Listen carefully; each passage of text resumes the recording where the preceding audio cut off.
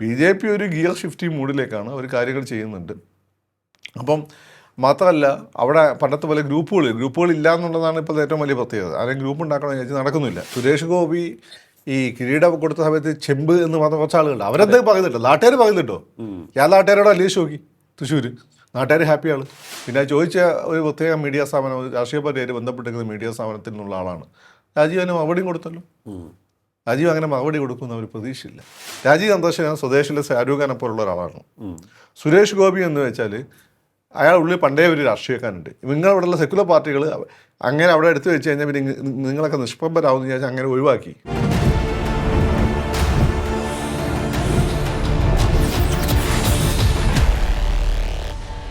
നമസ്കാരം, ടോക്കിംഗ് പോയിന്റിലേക്ക് സ്വാഗതം. BJP സംസ്ഥാന ഘടകത്തിൽ അന്തഛിദ്രമോ? വിവിധ ഗ്രൂപ്പുകൾ തിരിഞ്ഞ് നേതാക്കൾ ഏറ്റുമുട്ടലിൻ്റെ പാതയിലേക്ക് പോവുകയാണ്. വളരെ തക്കതായിട്ടുള്ള കാരണം ഇതിന് പിന്നിലുണ്ട്. അതാണ് ഈ വിഷയം ഇന്ന് ചർച്ചയ്ക്ക് വരുന്നത്. പരിശോധിക്കാൻ നമുക്ക്. നമ്മോടൊപ്പം ചേരുകയാണ് രാഷ്ട്രീയ നിരീക്ഷകൻ ശ്രീ ഫക്രുദ്ദീൻ അലി. നമസ്കാരം, ടോക്കിംഗ് പോയിന്റിലേക്ക് സ്വാഗതം. നമസ്കാരം. BJPയിൽ നേതാക്കൾ തമ്മിൽ അഭിപ്രായ വ്യത്യാസം ഉണ്ടാകുന്നത് ആദ്യമല്ല. പക്ഷേ ഇപ്പോൾ മാറിയ BJP ഒരു പ്രതീക്ഷ അല്ലെങ്കിൽ ഒരു ചലനം സൃഷ്ടിക്കുന്ന തരത്തിലേക്ക് നേതൃത്വം മാറുന്നു. അതിനിടയിലാണ് അഭിപ്രായ വ്യത്യാസങ്ങളുടെ സൂചന നൽകിക്കൊണ്ട് ചില റിപ്പോർട്ടുകൾ അല്ലെങ്കിൽ സ്ഥിരീകരിക്കാത്ത കുറേയേറെ കാര്യങ്ങൾ പുറത്തേക്ക് വരുന്നത്. അതായത് രാജീവ് ചന്ദ്രശേഖരും സുരേഷ് ഗോപിയും തമ്മിൽ തർക്കമാണ്, വ്യത്യസ്ത ഗ്രൂപ്പായി തിരിഞ്ഞവർ പോകുന്നു എന്നൊക്കെയാണ് കേൾക്കുന്നത്. അത് കാറ്റുണ്ട് ഇങ്ങനെയുള്ള അഭ്യൂഹങ്ങളൊക്കെ പരക്കുന്നുണ്ട്. നിങ്ങൾ പത്രക്കാരുണ്ടാക്കുന്നതല്ലേ, നിങ്ങൾ ജീവിച്ചു പോകാൻ വേണ്ടിയിട്ട്. രണ്ട് തരത്തിലുള്ള പത്രക്കാരുണ്ട്.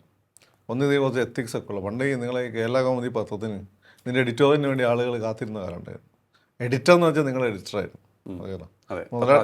മുതലാളി എന്ന് വെച്ചാൽ മനോരമ മുതലാളി മാമൻ മാത്യു. എഡിറ്റർ എന്ന് വെച്ചാൽ നിങ്ങളുടെ എഡിറ്ററായിരുന്നു. ആ ഒരു കാലഘട്ടം ഉണ്ടായിരുന്നു. അപ്പോൾ ഈ അദ്ദേഹത്തെ പോലുള്ള ആളുകൾ, നമ്മുടെ എഡിറ്റർ സാറിനെ പോലുള്ള ആളുകൾക്ക് പത്രാധിപർ, അവരാണ് നിങ്ങൾക്കൊരു ഇമേജ് ഉണ്ടായി തന്നത്, പത്രാധിപർ എന്നുള്ള ഇമേജ്. ഇപ്പം അതൊന്നുമല്ല. ഇപ്പം എല്ലാവരും മുതലാളി വേനയ്ക്ക് വേണ്ടി വർക്ക് ചെയ്യുന്ന ആളുകളായി മാറി. മുതലാളി വേനയ്ക്ക് വേണ്ടി വർക്ക് ചെയ്യുന്നത് നല്ല തന്നെയാണ്. പിന്നെ നിങ്ങൾ ഈ പത്രനാമം പറയരുത്. വരുന്ന ശമ്പളത്തിന് നിങ്ങൾ ജോലി ചെയ്യണം. പക്ഷേ മറ്റേതും കൂടി അടിക്കരുത്. ഇത് നിങ്ങളെ എഡിറ്ററുടെ ആ വലിയ ചരിത്രം കൂടി പറയരുത്. പിന്നെ കേസരിയുടെ ചരിത്രം പറയരുത്. നിങ്ങൾ അത് ചെയ്തുകൊണ്ടിരുന്നാൽ മതി. നിങ്ങൾ പോയ പത്രക്കാരോട് ഇറങ്ങിയിട്ടുണ്ട്. അല്ല, നമ്മളങ്ങനെ ചെയ്യാറില്ല. നിങ്ങൾ വിട്, നിങ്ങളെ ഫെർട്ടേണിറ്റിയെ പറഞ്ഞത് പത്രക്കാർ, എസ്പെഷ്യലി ന്യൂ ജനറേഷൻ പത്രക്കാർ ഇറങ്ങിയിട്ടുണ്ട്. എന്തും ഏതും വിൽക്കാൻ വേണ്ടി നടക്കുന്ന കുറേ ആളുകൾ. അവർ പിന്നെ ഈ മാമച്ചല്ലേ, വെള്ളിമുങ്ങല്ലേ, കല്യാണം വീട്ടിൽ പോയാൽ ശവമാവും. അല്ല, കല്യാണം വീട്ടിൽ പോയി കഴിഞ്ഞാൽ വനനാവും, മരണ വീട്ടിൽ പോയാൽ ശവമാവും. അങ്ങനെ എന്ത് വേഷം അവർ കിട്ടും. അങ്ങനെ പറഞ്ഞാൽ ഇറങ്ങിയിട്ടുണ്ട്. അവർ പഠിച്ചു വിടുന്ന അവരുടെ മനോവിലാസങ്ങൾക്കനുസരിച്ച് ബോയും സിനിമയിലില്ലേ, പട്ടിണിപ്പാകയിൽ നിന്ന് വരുന്ന പലസകളായ കഷ്ടപ്പെട്ട് ജീവിക്കുന്ന ഹരിജൻ യുവതികളെ നെട്ടുവിട്ടി പിള്ള എന്താ റേപ്പ് ചെയ്തു എന്നൊക്കെ പറഞ്ഞുകൊണ്ട് ഒരു തെങ്ങിൽ ആണത്രേ അയാൾ കാര്യം സാധിച്ചത് എന്നൊക്കെ പറഞ്ഞുകൊണ്ട് ഒരു റിപ്പോർട്ട് കൊടുക്കുന്നില്ലേ. അതേപോലെ അവരെ അങ്ങോട്ട് മനോവിലാസത്തിനനുസരിച്ച് ചെയ്ത് രാഷ്ട്രീയക്കാർ പിന്നെ ഇതൊന്നും ഫൈറ്റ് ചെയ്യാനൊന്നും പോയില്ല. അവർക്ക് പണിയില്ലേ, ഇവരെ ഉടക്കണമെന്ന് വിചാരിക്കും. അങ്ങനെ ഒരു റിപ്പോർട്ടായിട്ട് എനിക്ക് തോന്നിയത്. അങ്ങനെ പ്രത്യേക പണിയൊന്നും ഇല്ലാത്ത പത്രക്കാർ ശ്രദ്ധിക്കപ്പെടാൻ വേണ്ടിയിട്ട് പടച്ചു വിടുന്ന യൂട്യൂബ് ടൈപ്പ് ജേർണൽസും. അതായത് എന്നും എന്തെങ്കിലുമൊക്കെ വിഷയം വേണം ചർച്ചയാക്കാം. അപ്പോൾ BJP ആകുമ്പോൾ എന്നിട്ട് ഇങ്ങനെ പറഞ്ഞ് ഉണ്ടാക്കിയിട്ട് അവരുടെ ഉള്ളിൽ തന്നെ ഒരു കൺഫ്യൂഷൻ ഉണ്ടായി. രാജീവ് ചന്ദ്രശേഖരൻ സുരേഷ് ഗോപി ഞാൻ മനസ്സിലാക്കിയെടുത്തോളം പരസ്പരം ഭയങ്കര ബഹുമാനമുള്ള ആളുകളാണ്. ഈ രണ്ടുപേരോട് ഞാൻ സംസാരിച്ചിട്ടുണ്ട്. അതാണ് ഞാൻ പറഞ്ഞു, പരസ്പരം ഭയങ്കര ബഹുമാനമുള്ള രണ്ടുപേരാണ്.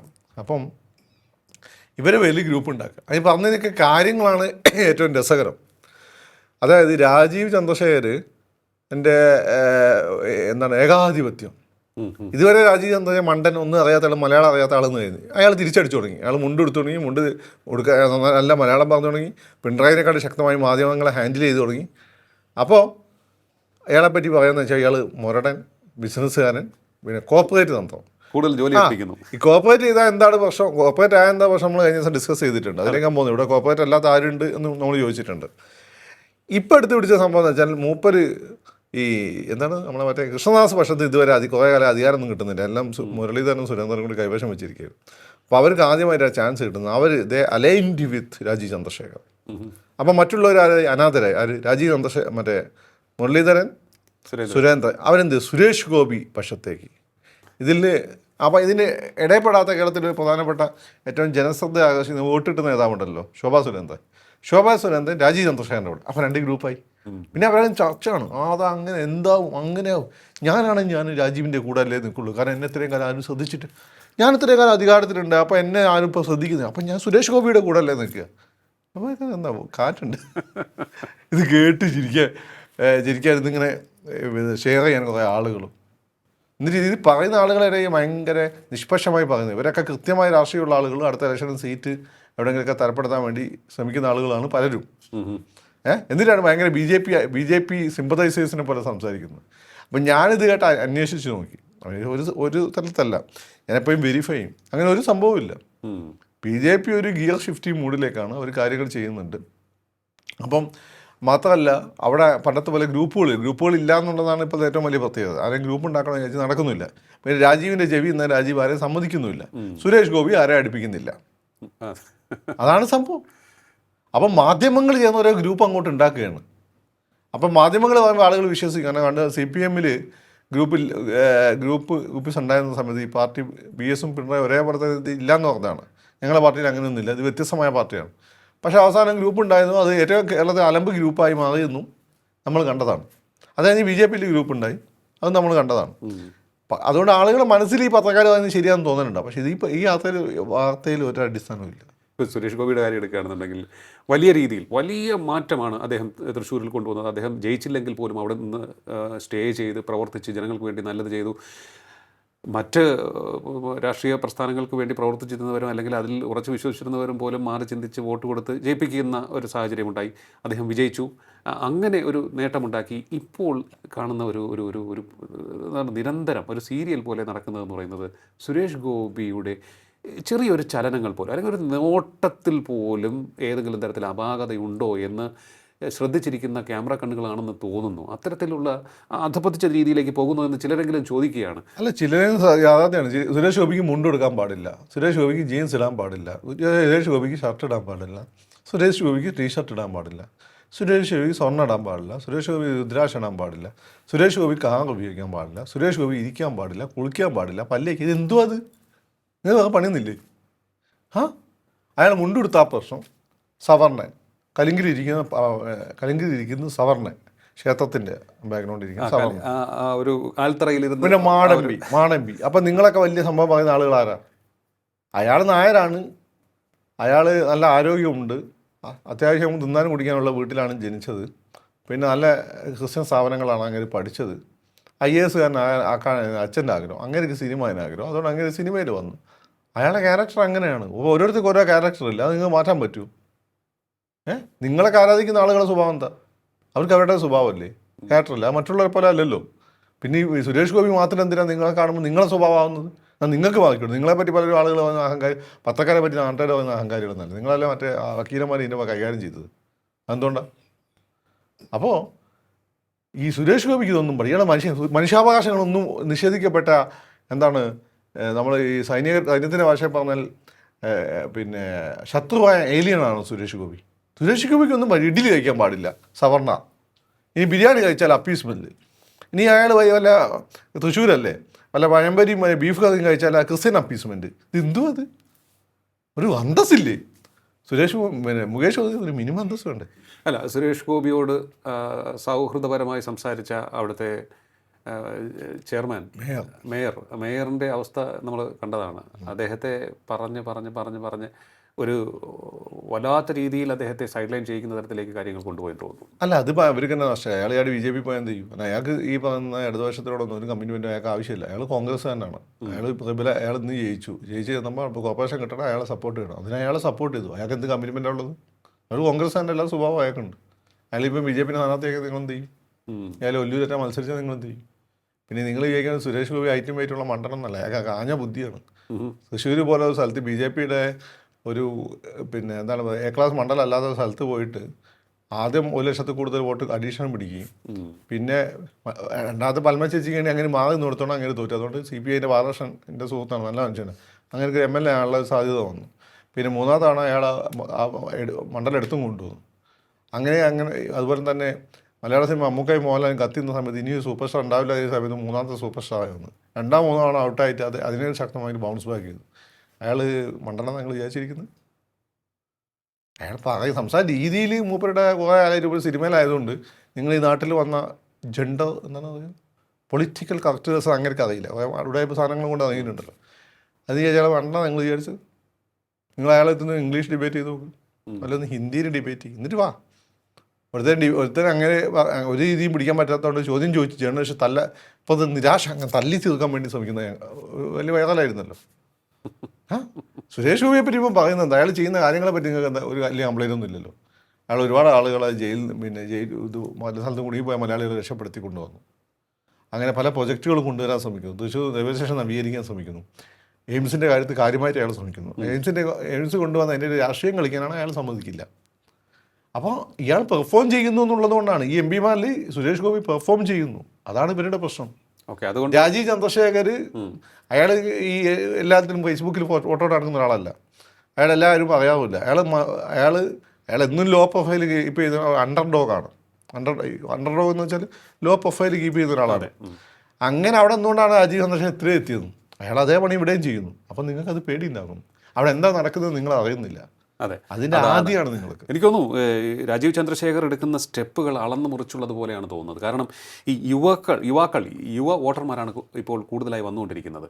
അവരെയൊക്കെ സ്വാധീനിക്കുന്ന തരത്തിലേക്ക്, അല്ലെങ്കിൽ പുരോഗമനപരമായി ചിന്തിക്കുന്നവരെയൊക്കെ തന്നെ സ്വാധീനിക്കുന്ന തരത്തിലുള്ള കാര്യങ്ങളാണ് രാജീവ് ചന്ദ്രശേഖറിൻ്റെ ഭാഗത്തു നിന്നുണ്ടാകുന്നത്. അതുതന്നെ ആയിരിക്കാം ചിലപ്പോൾ ഈ ഒരു പൊളിറ്റിക്കൽ തന്ത്രത്തിൻ്റെ ഭാഗമായിട്ടായിരിക്കാം രാജീവ് ചന്ദ്രശേഖരനെ ഒന്ന് വിരട്ടാൻ വേണ്ടി ആണ് ഇവർ രണ്ടുപേരും പ്രശ്നം ഉണ്ടാകുന്നത് പറയുന്നത്. ഇപ്പോൾ സുരേഷ് ഗോപി കലുങ്ക് സംവാദങ്ങൾ എന്ന് പറഞ്ഞാൽ അയാളെ കളിയാക്കുന്നു. ആരെങ്കിലും ഒരാൾ പോയിട്ട് ഒരു ചോദ്യം ചോദിക്കും. അപ്പോൾ സുരേഷ് ഗോപി എന്ന് വെച്ചാൽ അന്ന് ഇമ്പൾസീവാണ്. ഇയാൾക്ക് സുരേഷ് ഗോപി ആപ്പാടെ ഈ ക്യാമറ ഓൺ ചെയ്യുമ്പോൾ അഭിനയിക്കാറുള്ളൂ. ജീവിതത്തിൽ അയാൾ അഭിനയിക്കില്ല. ഇവിടെ രാഷ്ട്രീയക്കാരെ പോലല്ല, അവർ ജീവിതത്തിൽ അഭിനയിക്കും. അതാണല്ലോ ശരി. സുരേഷ് ഗോപി അങ്ങനെയല്ല. സുരേഷ് ഗോപി ജീവിതത്തിൽ അഭിനയിക്കാറില്ല. അയാൾ ജോലിയായിട്ട് ബന്ധപ്പെട്ടാണ് അയാൾ അഭിനയിക്കാറുള്ളൂ. അപ്പോൾ അയാളോട് ഇങ്ങനെ ജോലി ചെയ്ത് ഞാൻ ചെയ്യേണ്ട കാര്യമല്ല എന്ന് പറഞ്ഞതാണ്. അപ്പോൾ ഇതിൽ സുരേഷ് ഗോപി ഈ ഇലക്ഷന് സമയത്ത് പിന്നെ തൃശ്ശൂർ ഇലക്ഷന് സമയത്ത് അങ്ങേരെ തോൽപ്പിക്കാൻ വേണ്ടി കള്ളക്കേസ് കൊടുത്ത് കച്ചകെട്ടി തുടങ്ങിയ ഒരു മീഡിയ സംഘം അവർ പറഞ്ഞു എനിക്ക് പേഴ്സണലി സുരേഷ് ഗോപിനെ ഭയങ്കര ഇഷ്ടമാണ്.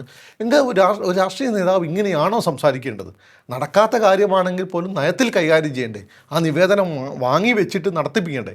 ഇതാണ് ചെയ്യേണ്ടത്, നടത്തിപ്പിക്കുകയാണോ ചെയ്യേണ്ടത്? അപ്പോൾ സുരേഷ് ഗോപി എൻ്റെ കയ്യിൽ നിൽക്കുന്ന കാര്യമല്ല എന്ന് സുരേഷ് ഗോപി പറയുന്നു. അത് നിങ്ങൾ വലിയ ന്യൂസാക്കിയിട്ട് അയാൾക്കെതിരെ കൊണ്ടുവരുന്നു. കാരണം എന്താണ്? സുരേഷ് ഗോപിയുടെ ഈ സംവാദങ്ങൾ ഒരു MP നിങ്ങൾക്ക് കാണാൻ കിട്ടുന്നു. അത് സാധാ MP അല്ല, ഹൈ പ്രൊഫൈൽ MP, കേന്ദ്രമന്ത്രി, സൂപ്പർ സ്റ്റാർ. അയാളെ നിങ്ങൾ കാണാൻ കിട്ടുന്നു, സംസാരിക്കാൻ പറ്റുന്നു, നിങ്ങളെ കാര്യങ്ങൾ പറയാൻ പറ്റുന്നു. അതൊരു പുതിയ അനുഭവമാണ്. എത്ര MP-മാരെ നിങ്ങൾ കൃത്യമായിട്ട് കാണാൻ. അതെ, ടാർഗറ്റ് ചെയ്യുകയാണ് കറക്റ്റ്. അപ്പോൾ ഇത് ചോദിച്ചതാ അയാൾ നയത്തിൽ അത് എന്തിനാ നയത്തിൽ സത്യസന്ധതയാണ് രാഷ്ട്രീയത്തിൽ വേണ്ടത്. അല്ലാതെ ഞാൻ സുരേഷ് ഗോപി അന്ന് സപ്പോർട്ട് ചെയ്തത് എന്തുകൊണ്ടാണ്? നിങ്ങൾ അയാൾക്ക് ഈ കാപട്യമില്ല. He's not an hypocrite. അയാൾ എന്താണ് പറയേണ്ടത് അത് അയാൾ പറഞ്ഞു. അത് അയാൾ പിന്നോട്ടും പോയിട്ടില്ല. ഇനി ഞാൻ പറഞ്ഞുതരാം. ഈ ഇലക്ഷന് മുമ്പ് സുരേഷ് ഗോപി ഈ പറയുന്ന മീഡിയ സംഘം ജാലിനാര് ചർച്ച, അവരോട് ഒരു ചർച്ചയിൽ പോലും സുരേഷ് ഗോപിക്ക് അവർ പ്രാധാന്യം കഴിക്കും. മുരളിയോ സുനിലോ എന്ന് അയച്ചത് സുരേഷ് ഗോപിയുടെ ചിത്രത്തിൽ പോലും ഇല്ലായിരുന്നു. സുരേഷ് ഗോപി ജയിച്ചു.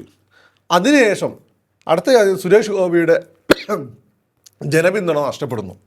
അയാളെ ജനപിന്തുണ കൂടി വരുന്നു. മനസ്സിലായില്ലേ? അപ്പം പിന്നെ അത് കഴിഞ്ഞിട്ട് പറഞ്ഞത് സുരേഷ് ഗോപിയുടെ ജനപിന്തുണ നഷ്ടപ്പെട്ടു വരുന്നു. സുരേഷ് ഗോപി പരാജയമാകുന്നു. നിങ്ങൾ എന്ത് അടിസ്ഥാനത്തിനാണ് പോകുന്നത്? അതിനുശേഷം വല്ല ഇലക്ഷൻ നടന്നോ? ആ തൃശ്ശൂരുകാരെന്താ പോകുന്നു? സുരേഷ് ഗോപി ഈ കിരീടം കൊടുത്ത സമയത്ത് ചെമ്പ് എന്ന് പറഞ്ഞ കുറച്ച് ആളുകളുണ്ട്. അവരെന്തൊക്കെ പറയുന്നുണ്ടോ? നാട്ടുകാർ പറയുന്നുണ്ടോ? ഞാൻ നാട്ടുകാരോട് അന്വേഷിച്ച് നോക്കി. തൃശ്ശൂർ നാട്ടുകാർ ഹാപ്പിയാണ്. സുരേഷ് ഗോപി എന്തൊക്കെ ചെയ്യാൻ ശ്രമിക്കുന്നുണ്ട്. പിന്നെ നിങ്ങൾ എന്ത് അടിസ്ഥാനത്തിലാണ് സുരേഷ് ഗോപിയുടെ ജനവിധുള്ള നഷ്ടപ്പെടുന്നത് പറയുന്നത്? അപ്പോൾ സംതിങ് ഈസ് ദെയർ ബിഹൈൻഡ് ഈ ഇതിൻ്റെ എല്ലാം പിന്നിൽ എന്തോ ഉണ്ട് എന്ന് തന്നെയാണ് നമ്മൾ മനസ്സിലാക്കുന്നത്. ആദ്യമാണ് ഇയാൾ ക്ലച്ച് പിടിച്ച് പോകുമോ? ഇനി ആ രാജീവിൻ്റെ ഉണ്ടല്ലോ. BJP-ൻ്റെ ഏറ്റവും വലിയ പ്രശ്നം BJP-ക്ക് കേരളത്തിന് സുഖം മനസ്സിലായില്ല. രാജീവിന് അത് മനസ്സിലായിട്ടുണ്ട്. കേരളം എന്ന് വെച്ചാൽ ഒരു ബഹുസ്വര സമൂഹമാണ്. ഇവിടെ ഇടതു സ്വഭാവമാണ്. ഇവിടെ ആളുകൾക്ക് വേണ്ടത് വികസനമാണ്, പയ്യന്മാർക്ക് വേണ്ടത്. അപ്പം വലിയ വായ്പ സംസാരിക്കുന്ന ആത്മാർത്ഥമല്ലാത്ത ആളുകളെ മലയാളിക്ക് ഇപ്പോൾ ഇഷ്ടമില്ല. ഇപ്പോൾ പിണറായി കിട്ടുന്ന സപ്പോർട്ടിൻ്റെ അടിസ്ഥാനം എന്താ? പിണറായി ഒരു പച്ചയായ മനുഷ്യനാണ്. പിണറായി എന്താണോ അതന്നെ പിണറായി കാണിക്കുക. പിണറായി അഭിനയിച്ച് നിങ്ങൾ കണ്ടിട്ടുണ്ടോ? അതാണല്ലോ പിണറായിയെ പറ്റി നിങ്ങൾക്കുണ്ടായിരുന്ന പ്രശ്നം. അതിന് പിണറായി കിട്ടുന്ന അംഗീകാരം എന്താണ്? പച്ചയായ മനുഷ്യന് കിട്ടുന്ന അംഗീകാരം തന്നെയാണ്. ആ അംഗീകാരമാണ് സുരേഷ് ഗോപിക്കും രാജീവിനും ഇപ്പം കിട്ടുന്നത്. പിന്നെ ഇവർ തമ്മിൽ വേറെ ചില വ്യത്യാസങ്ങളുണ്ട്, അത് ഞാൻ അത് നമ്മൾ പോകേണ്ട ആവശ്യമില്ല. പക്ഷേ എടുത്തു നോക്കിക്കഴിഞ്ഞാൽ ഇവർ 3 പേര് കാര്യം വെച്ചാൽ അവരെന്താണോ അതാണ് അവർ ക്യാമറയുടെ മുന്നിൽ കാണിക്കാറുള്ളൂ. ഇപ്പോൾ രാജീവ് ചന്ദ്രശേഖർ കഴിഞ്ഞ ദിവസം ഒരു വീട്ടിൽ പോയപ്പോൾ, ഒരു മരണ വീട്ടിൽ പോയപ്പോൾ അദ്ദേഹത്തെ പ്രകോപിപ്പിക്കുന്ന തരത്തിലുള്ള സമീപനം സ്വീകരിക്കുന്നത് നമുക്ക് കാണാം. അങ്ങനെ കാര്യമായിട്ട് കൊടുത്തു കണ്ടല്ലോ. അദ്ദേഹം ആക്രമിച്ചു എന്നതായി പിന്നീട് മൈൻഡ് ചെയ്താ ഒരു മര്യാദ കീപ്പ് ചെയ്യണം. നിങ്ങൾക്ക് എവിടെയും പോയാൽ നിങ്ങളെ വില നിങ്ങൾ പത്രക്കാരായിട്ട് തീർക്കുകയാണ്. പിന്നെ ചോദിച്ച ഒരു പ്രത്യേക മീഡിയ സ്ഥാപനം, രാഷ്ട്രീയ പാർട്ടിയായിട്ട് ബന്ധപ്പെട്ടിരിക്കുന്ന മീഡിയ സ്ഥാപനത്തിൽ നിന്നുള്ള ആളാണ്. രാജീവിന് മറുപടിയും കൊടുത്തല്ലോ. രാജീവ് അങ്ങനെ മറുപടി കൊടുക്കുന്ന ഒരു പ്രതീക്ഷയില്ല. മാധ്യമങ്ങൾ തമ്മിലുള്ള മത്സരം രാഷ്ട്രീയ പാർട്ടികളെ തമ്മിലടുപ്പിക്കുക, അല്ലെങ്കിൽ രാഷ്ട്രീയ പാർട്ടികളിൽ അന്തചിത്രം ഉണ്ടാക്കുന്ന തരത്തിലേക്ക്, വാർത്തകൾ സൃഷ്ടിക്കുന്ന തരത്തിലേക്ക് കാര്യങ്ങൾ പോകുന്നു എന്നാണോ കരുതുന്നത്? മാധ്യമങ്ങൾ തമ്മിൽ മത്സരമുണ്ട്. ഒന്ന് പിന്നെ ഏഷ്യാനെറ്റിനെ പിടിക്കാൻ വേണ്ടി പലരും കാര്യം ശ്രമിക്കുന്നുണ്ട്. പക്ഷേ ഏഷ്യാനെറ്റ് പിടിക്കാൻ പറ്റില്ല. കാരണം അവർ സത്യസന്ധമായ പരമാവധി വെരിഫൈ ചെയ്തിട്ടാണ് റിപ്പോർട്ടുകൾ കൊടുക്കുന്നത്. പക്ഷേ ചിലരൊക്കെ ഇങ്ങനെ റേറ്റിംഗിൽ അതെന്തുകൊണ്ടാണ്? ചില പൈങ്കിളി കളിച്ചിട്ടല്ലേ. അത് സ്ഥിരമായി നിലനിർത്താൻ പറ്റുന്നുണ്ടോ? സ്ഥിരമായി നിലനിർത്തണ്ടേ? ഒരു ദിവസം പറ്റിയെന്നല്ലോ. ഈ പിന്നെ നിങ്ങളീ പറഞ്ഞ റേറ്റിംഗ് നടന്ന സമയത്ത് എല്ലാം തന്നെ പ്രകാശത്തേക്കാൾ വേഗത്തിൽ പോകുന്ന മിസൈൽ എന്നൊക്കെ പറഞ്ഞാണല്ലോ റേറ്റിംഗ്. അത് ഏഷ്യാനെറ്റ് പറയില്ല. എന്നാൽ എങ്ങനെ റേറ്റിംഗ് വേണ്ട, അതാണ് ഏഷ്യാനെറ്റിൻ്റെ തീരുമാനം. അതിലുള്ള ജേർണലിസ്റ്റുകൾ, ക്രെഡിബിലിറ്റിയുള്ള ജേർണലിസ്റ്റുകളാണ്, അത് വേറെ എവിടെ ഇല്ല. പിന്നെ വേറൊരു കാര്യം, പിന്നെ ലിയോക്ക് അവിടെ പോകണ്ടായിരുന്നു. പിന്നെ വേറൊരു കാര്യം, പിന്നെ മറ്റേ ഏഷ്യാനെറ്റിൻ്റെ വേറൊരു ഗുണമെന്ന് വെച്ചാൽ ബി എസിൻ്റെ മരണം ഏഷ്യാനെറ്റ് ആഘോഷിച്ചിട്ടില്ല. ബി എസ് എന്താണോ എന്ന് പറഞ്ഞു കൊടുക്കരുത്. അല്ലാതെ അതിന് മുന്നിൽ ഈ വണ്ടിയുടെ മുന്നിൽ ക്യാമറയും കൊണ്ട് പോയി ആഘോഷിക്കാൻ നിന്നിട്ടില്ല. ഏഷ്യാനെറ്റ് തോൽപ്പിക്കണം, കൺസിസ്റ്റൻ്റായിട്ട് നിങ്ങൾ വാ. അത് പറ്റുന്നില്ല. വല്ലപ്പോഴും വന്നിട്ട് മൊത്തം റേറ്റിംഗ് എടുത്ത് കാണിക്കുന്നതല്ലേ. അത് ഏഷ്യാനെറ്റിൻ്റെ നിലപാട് അത് തന്നെയാണ്. ഇങ്ങനെയുള്ള ഉടായ്പ കാണിച്ചൊന്നും വേണ്ടെന്ന്. അപ്പോൾ ഇത്തരത്തിൽ ഈ ഒരു മത്സരം അതിന് ഒരു അനാരോഗ്യകരമായിട്ടുള്ള രീതിയിലേക്ക് മത്സരം പോകുന്നു. അത് ഈ ഒന്നതാണ്. രണ്ടാമത്തെ കാര്യം, താല്പര്യങ്ങൾ വന്നു. പഴയ ജേർണലിസ്റ്റുകളെ പോലെയല്ല. പണ്ട് നമ്മളെ നിങ്ങളുടെ എഡിറ്ററിനൊക്കെ അദ്ദേഹത്തെ മുഖ്യമന്ത്രിയാക്കാൻ വന്നാൽ അദ്ദേഹം പോയി പണി നോക്കാൻ പറഞ്ഞു. ഇപ്പം പലർക്കും വരുന്നത് തന്നെ നികേഷിനെയും വീണേനെയൊക്കെ സ്വപ്നം കണ്ടുകൊണ്ടാണ്. അപ്പം സന്തോഷിപ്പിക്കണം. അപ്പോൾ BJP അധികാരത്തിൽ വന്നാൽ രാജീവിനെ പറ്റി ഇതുപോലെ രാജീവിനെ സന്തോഷിപ്പിക്കാൻ നടക്കും. BJP കേരളത്തിൻ്റെ സാധ്യതയുണ്ടെന്ന് മനസ്സിലാക്കി കഴിഞ്ഞാൽ അപ്പോൾ ഇപ്പം തന്നെ BJP ആയിട്ട് ഒരു ബന്ധമില്ലാത്ത ഒരാൾ BJPയുടെ റെപ്രസെൻറ്റേറ്റീവ് ഈ മീഡിയ പേഴ്സൺസായി നിൽക്കുന്നുണ്ട്. മനസ്സിലായില്ലേ? അതാണ് അത്. രണ്ട് കാര്യം, ഒന്ന് ഇവർ തമ്മിലുള്ള മത്സരം, രണ്ടാമത്തെ കാര്യം എന്ന് വെച്ചാൽ ഈ രാഷ്ട്രീയ താല്പര്യമുണ്ട്. ഇനി ഞങ്ങൾ വളരെ നിഷ്പക്ഷരാന്ന് പറയും. RSSകാരെ കളിയാക്കും. ചില RSSകാരെ അടിയൊന്നും കമൻറ്റ് ചെയ്യുമല്ലോ. അപ്പോൾ നമ്മളെ RSSകാരുടെ അടിയിൽ ഞാൻ RSSകാരനല്ല എങ്കിലും എന്തിനാണ് RSSകാരെന്ന് പറഞ്ഞാൽ എന്താ പ്രശ്നം?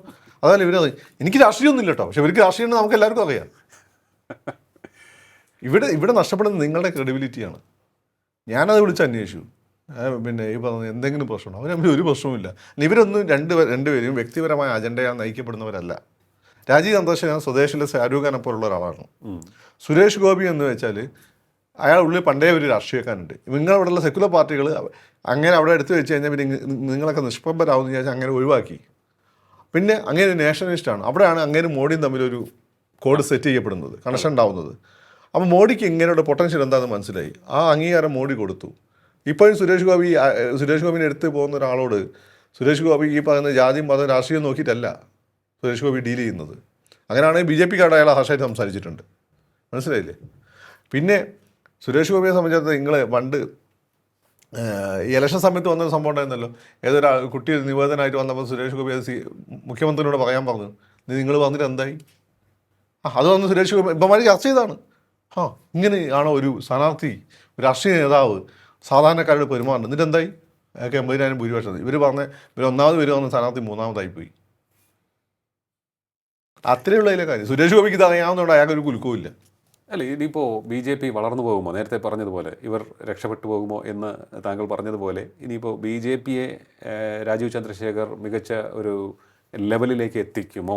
ഈ മുമ്പത്തെ പ്രശ്നം എന്തായി? BJP ഒന്നും അവിടെ പ്ലാൻ ചെയ്യുന്നതിന് മുമ്പ് എകൈ സെൻറ്ററിൽ ഇന്ദിരാഭവനിലും അതിൻ്റെ ബ്ലൂ പ്രിൻ്റ് എത്തിയായിരുന്നു.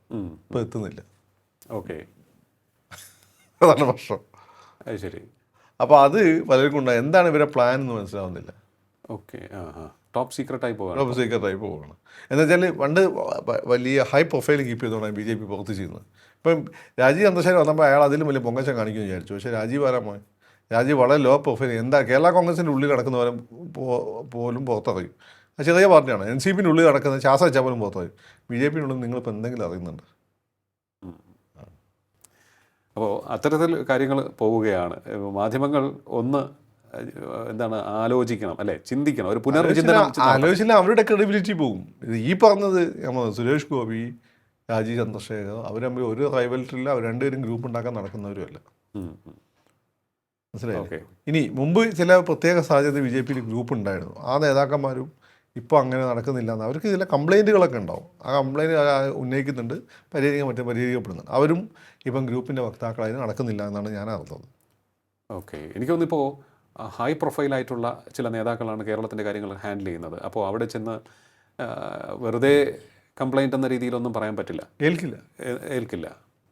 പ്രത്യേകിച്ച് അമിത്ഷായെ പോലുള്ളവർ. അതെ അതെ അതെ. കാരണം ഇവർ മുമ്പ് വന്ന് കേരളത്തിൽ എല്ലാ രാഷ്ട്രീയ പാർട്ടിയും ഗ്രൂപ്പുണ്ട്, അതുപോലെ BJP ഗ്രൂപ്പുണ്ടെന്ന്. എല്ലാ രാഷ്ട്രീയ പാർട്ടി പോലെ ഒരു പാർട്ടി അല്ല BJP എന്നാണല്ലോ BJP പറയുന്നത്. അതുകൊണ്ട് അത്തരം വാദങ്ങൾ ഇനിയിപ്പോൾ അവിടെ ഏൽക്കുന്നില്ലെന്ന് ഞാൻ മനസ്സിലാക്കുന്നത്. രാജീവിന് വെറുതെ വന്നവനല്ല, അത് മറ്റേ അപ്പം തമ്പുരാൻ പറഞ്ഞതിൻ്റെ തന്നെ അവൻ്റെ കണ്ണുകൾ എന്തോ കിടന്ന് തിളയ്ക്കുന്നു, ചാത്തന്മാർക്ക് മുഖപ്രസാദം നഷ്ടമായിരിക്കുന്നു. വേറൊന്നും നമ്മൾ സുരേഷ് ഗോപിയെ കുറിച്ച് പറയുമ്പോൾ ചില കാര്യങ്ങൾ വീണ്ടും വരികയാണ്. അതായത് എയിംസിൻ്റെ കാര്യം അങ്ങ് പറഞ്ഞതുപോലെ എയിംസ് ആലപ്പുഴയിൽ തന്നെ വേണം, അല്ലെങ്കിൽ തൃശ്ശൂരിലേക്ക് കൊണ്ടുവരും എന്ന് പറയുന്നുണ്ട്. ഇതും വലിയ രീതിയിൽ ചർച്ചയാവുന്നുണ്ട്. അല്ല, അത് സുരേഷ് ഗോപി പണ്ടേ പറഞ്ഞു, ഇലക്ഷന് മുമ്പേ സുരേഷ് ഗോപി പറയുന്നതാണ് എയിംസ് എവിടെ വരണം. ഇപ്പം സംസ്ഥാന സർക്കാർ സ്ഥലം എടുത്തു കൊടുത്ത് ഒന്ന് എൻ്റെ വീടിൻ്റെ അടുത്ത് കിനാലൂരാണ്, അവിടെ ഒരു വലിയ വിശാലമായ പ്രദേശം കിടക്കുന്നുണ്ട്. പിന്നെ ഒന്ന് തിരുവനന്തപുരത്താണ്. അപ്പോൾ സുരേഷ് ഗോപി പറയുന്നതെന്ന് വെച്ചാൽ അവിടെ എയിംസ് വരുന്നത് ഇപ്പം കോഴിക്കോട് മെഡിക്കൽ കോളേജ് ഉണ്ട്, തൃശ്ശൂർ പിന്നെ വണ്ടാനത്തും മെഡിക്കൽ കോളേജ് ഉണ്ട്. അപ്പം താരതമ്യേന പിന്നോക്കം നിൽക്കുന്ന ജില്ലയിലാണ് ആലപ്പുഴ. അതാണ് സുരേഷ് ഗോപിയുടെ ഒരു വ്യൂ പോയിന്റ്. അതായത് വളരെ കൃത്യമായ കാര്യം പറയുന്നുണ്ട്. പിന്നെ തിരുവനന്തപുരത്താണ് വേറെ എന്താ ഉള്ളത്, വേറെ സ്ഥലം എടുത്ത് കൊടുത്തിരിക്കുന്നത്, പാറശാല എവിടെയാണ് വന്ന സ്ഥലമായിട്ട് അവിടെ സ്ഥലമുണ്ട്. അങ്ങനെ പറയുന്നത് വെച്ചാൽ തൃശ്ശൂരാണ് വരേണ്ടത്. അതൊന്നും ആലോചിച്ച് നോക്കും. ഒരു MP ആണ് എപ്പോഴും എൻ്റെ മണ്ഡലത്തേക്ക് വരട്ടെ, എൻ്റെ മണ്ഡലത്തിലേക്ക് വരട്ടെ നല്ലത് സുരേഷ് ഗോപി പറയുന്നില്ല. പിന്നെ തൃശ്ശൂരിനാണ് അത് വേണ്ടത് എന്നാണ് പറയുന്നത്. ഇനി അതല്ല, നിങ്ങൾ രാഷ്ട്രീയം കളിക്കണമെങ്കിൽ തൃശ്ശൂരെ കൊണ്ടുപോകും. അത് സ്വാഭാവികമായിട്ട് ഇന്നിപ്പോൾ ഡൽഹിയിൽ ഏറ്റവും കൂടുതൽ സ്വാധീനമുള്ള മലയാളി ആരാ? അതെ, സുരേഷ് ഗോപിയാണ്. സ്വാഭാവികമല്ലേ. അത് ഇനി സുരേഷ് ഗോപി അപ്രീഷിയേറ്റ് ചെയ്യുന്നത്. ഇപ്പം വേറൊരു MP ആണ് അയാളെന്ന് പറയാം, എൻ്റെ മണ്ഡലത്തിലേക്ക് വരട്ടെ, ഈ 4 മെഡിക്കൽ കോളേജ് ഉണ്ട്, ഇതും വരട്ടെ എൻ്റെ മണ്ഡലം നല്ല പറയാം. അയാളത് പറയുന്നില്ല. തൃശ്ശൂർ മെഡിക്കൽ കോളേജ് ഉണ്ട്, പിന്നെ ആലപ്പുഴ മെഡിക്കൽ കോളേജ് ഉണ്ട്, തിരുവനന്തപുരം മെഡിക്കൽ കോളേജ് ഉണ്ട്, സർക്കാർ മെഡിക്കൽ കോളേജ് കോഴിക്കോടുണ്ട്, 4 സ്ഥലത്തുണ്ട്. അപ്പോൾ അയാൾ തൃശ്ശൂർക്കുണ്ട്. തൃശ്ശൂർ ഇഷ്ടംപോലെ സ്ഥലമുണ്ട്. തൃശ്ശൂർ ഒല്ലൂർ നിയോജകമണ്ഡലത്തിലൊക്കെ ഇഷ്ടംപോലെ സ്ഥലമുണ്ട്. ഓക്കെ, പക്ഷേ ആലപ്പുഴയ്ക്കാണ് അത് ആവശ്യം എന്നാണ് സുരേഷ് ഗോപി. കുറേയൊക്കെ ശരിയാണ്. ആലപ്പുഴ ഇപ്പോൾ ഒരു അവികസിത മേഖലയാണ്. കഴിഞ്ഞ 50 വർഷത്തെ കേരള ചരിത്രത്തിൽ ഒരുപക്ഷെ പിന്നോക്കം പോയി ചെയ്തു. ഒരു കേരളത്തിൽ വ്യവസായത്തിൻ്റെ തലസ്ഥാനം എന്ന് പറയാവുന്ന ജില്ലയായിരുന്നു, ഇഷ്ടംപോലെ കയറും അതും ഇതൊക്കെ. പക്ഷെ ഒക്കെ ഇപ്പം തകർന്നു പോയി. ടൂറിസം ഡെവലപ്പ് ചെയ്യുന്നതിന് അവിടെ സാധാരണക്കാരന് അതിൻ്റെ ഗുണം വലിയ രീതിയിൽ കിട്ടുന്നില്ല. അത് മുതലാളിമാരെ കയ്യിലാണ്. എറണാകുളത്തിന് അടുത്ത് നിൽക്കുന്ന സ്ഥലമാണ്, പക്ഷേ അതിൻ്റെ ഗുണം കിട്ടുന്നില്ല. അപ്പോൾ സുരേഷ് ഗോപി പറയുന്നതിൽ ലോജിക്കുണ്ട്. പിന്നെ കോഴിക്കോട് കൊണ്ടുപോയി എനിക്ക് താല്പര്യം, നമ്മളെ വീടിൻ്റെ അടുത്താണ്. അപ്പോൾ അങ്ങനെയാണ് BJP-യിൽ ഗ്രൂപ്പുണ്ട് എന്നുള്ളത് ചില മാധ്യമങ്ങൾ നടത്തുന്ന തെറ്റായ പ്രചാരണമാണ്, അല്ലെങ്കിൽ ചില മാധ്യമപ്രവർത്തകരുടെ ദുഷ്ടലാക്കോടുകൂടിയുള്ള പ്രചാരണമാണ്. അവർക്ക് എന്തൊക്കെയോ ലക്ഷ്യങ്ങളുണ്ട്, അതുകൊണ്ടാണ് അത്തരത്തിലുള്ള വാർത്തകൾക്ക് അവർ പ്രാധാന്യം നൽകുകയും അത് ചർച്ചയാക്കുകയും ചെയ്യുന്നത് എന്നാണ് ശ്രീ ഫക്രുദ്ദീൻ അലി പറഞ്ഞിരിക്കുന്നത്. അപ്പം അദ്ദേഹം പറഞ്ഞിരിക്കുന്നു, സുരേഷ് ഗോപി വളരെ മികച്ച രീതിയിൽ മുന്നോട്ട് പോവുകയാണ് MP എന്നുള്ള നിലയിലും കേന്ദ്ര സഹമന്ത്രി എന്നുള്ള നിലയിലും. അദ്ദേഹത്തിന് വ്യക്തി താല്പര്യങ്ങളില്ല, ദുഷ്ടലാക്കില്ല. അതുകൊണ്ട് തന്നെ അദ്ദേഹം സത്യസന്ധമായി മുന്നോട്ട് പോകുന്നതിനെ തടയിടാൻ ചിലരൊക്കെ ശ്രമിക്കും. അതിൻ്റെ ഭാഗമായി നടക്കുന്ന കുറേയേറെ കുപ്രചരണങ്ങൾ അദ്ദേഹത്തിനെതിരെ അമ്പുകളായി എയ്യാൻ ശ്രമിച്ചുകൊണ്ടിരിക്കുകയാണ്. ഇവിടെ തിരുവനന്തപുരത്തേക്ക് വരികയാണെന്നുണ്ടെങ്കിൽ രാജീവ് ചന്ദ്രശേഖർ BJP-യെ പുതിയൊരു തലത്തിലേക്ക് എത്തിക്കുവാൻ വ്യത്യസ്തമായ ഒരു പാത സ്വീകരിച്ച് മുന്നോട്ട് പോകുമ്പോൾ അവിടെയും എതിരാളികൾ ആശങ്കപ്പെടുന്നു, ചില മാധ്യമപ്രവർത്തകർക്ക് ആശങ്കയുണ്ട്. അതിൻ്റെ ഫലമായിട്ടാണ് അദ്ദേഹത്തിനെതിരെ ചിലപ്പോഴെങ്കിലും മാധ്യമ ആക്രമണം ഉണ്ടാകുന്നത് എന്നും പറഞ്ഞിരിക്കുകയാണ്. എന്തായാലും ഇത് വരും ദിവസങ്ങളിൽ കൂടുതൽ വ്യക്തമായ രീതിയിലും ആഴത്തിലും ചർച്ച ചെയ്യപ്പെടുന്ന ഒരു വിഷയമായി നിലനിൽക്കുമെന്നുള്ള കാര്യത്തിൽ യാതൊരു സംശയവുമില്ല. ഇതിൻ്റെ നെല്ലും പതിരും തിരിച്ചറിയാനുള്ള ശ്രമം, അല്ലെങ്കിൽ ആ ഒരു ശ്രമത്തിന് തുടക്കമിടുകയാണ് ഞങ്ങളിവിടെ ചെയ്തിരിക്കുന്നത്. വളരെയധികം നന്ദി ടോക്കിംഗ് പോയിന്റിൽ പങ്കെടുത്തത്. ടോക്കിംഗ് പോയിന്റ് ഈ അധ്യായം ഇവിടെ പൂർണ്ണമാകുന്നു. ഇനി അടുത്ത എപ്പിസോഡിൽ കാണാം നമുക്ക്. നമസ്കാരം.